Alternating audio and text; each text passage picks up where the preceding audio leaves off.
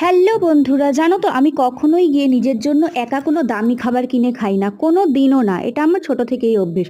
আমার খাবারের মধ্যে খুব জোর ফুচকা, চকলেট বা মিষ্টি বাদাম, যেগুলো ছোট্ট ছোট্ট জিনিস, 5-10 টাকার জিনিস খেতে ভালোবাসি, সেগুলোই আমি কিনে খাই। আমি কখনো মনে করি না নিজের জন্য একটা গোটা বিরিয়ানি কিনে নিয়ে গিয়ে খাবো, বা নিজের জন্য কিছু দামি কোনো ফিশ ফ্রাই, কোনো কিছুই না। কারণ আমার সবসময়ই মনে হয় যেন বাড়িতে নিয়ে গিয়ে সবাই মিলে খাওয়ার আনন্দটাই আলাদা।